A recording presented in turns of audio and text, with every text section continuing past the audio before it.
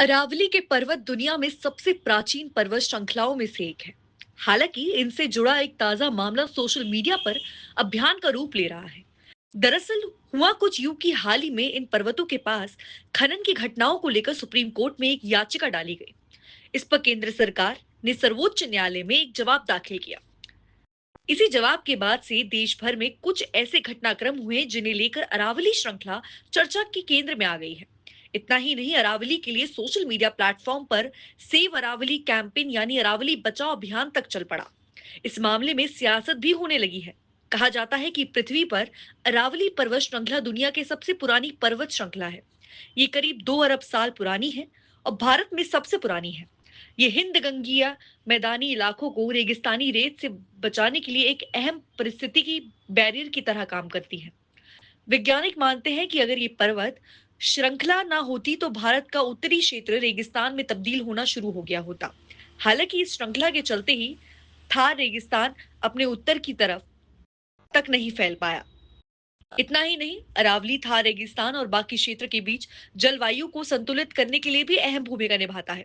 इसके अलावा पूरे क्षेत्र में जैव विविधता और भूजल के प्रबंधन में भी ये श्रृंखला बेहद अहम है। इसके चलते ही दिल्ली से गुजरात तक का करीब 650 किलोमीटर का क्षेत्र प्राकृतिक तौर पर विभिन्नता बरकरार रखने के लिए महत्वपूर्ण है। ये रेंज चंबल, साबरमती और लूनी जैसी नदियों का स्रोत भी है। इसमें बालू के पत्थर, चूना पत्थर, संगमरमर और ग्रेनाइट का भी भंडार है। इसके अलावा लैंड, जिंक, कॉपर, सोना और टंगस्टन जैसे खनिज भी इस पर्वत श्रृंखला में पाए जाते हैं। अरावली के दोहन की कहानी भी इन भंडारों की वजह से ही शुरू होती है। ऐतिहासिक तौर पर अरावली से बड़ी मात्रा में खनन होता रहा है। हालांकि बीते 4 दशक में यहाँ से पत्थर और रेत का खनन बढ़ गया है।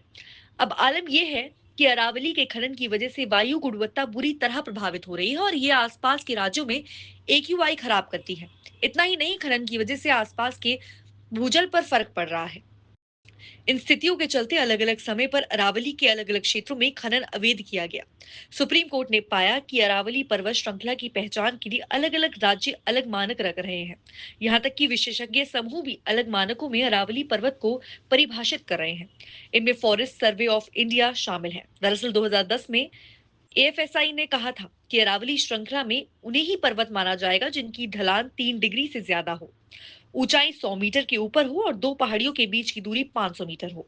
हालांकि कई ऊंची पहाड़ियां भी इन मानकों पर नहीं थी।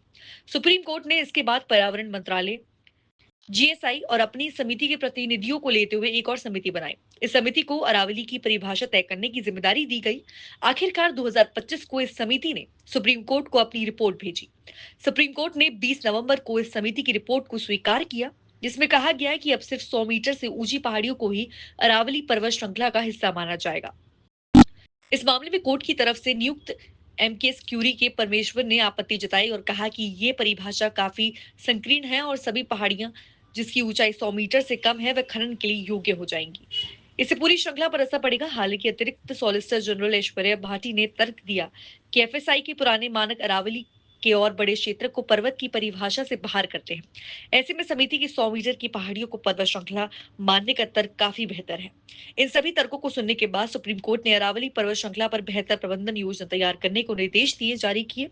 इस योजना के तहत उन क्षेत्रों को पहले से तय किया जाएगा जहां खनन को पूरी तरह प्रतिबंधित किया जाएगा। इसके अलावा उन क्षेत्रों को भी पहचाना जाएगा जहां से समिति या नियमित ढंग से ही खनन हो मंजूरी मिल पाए।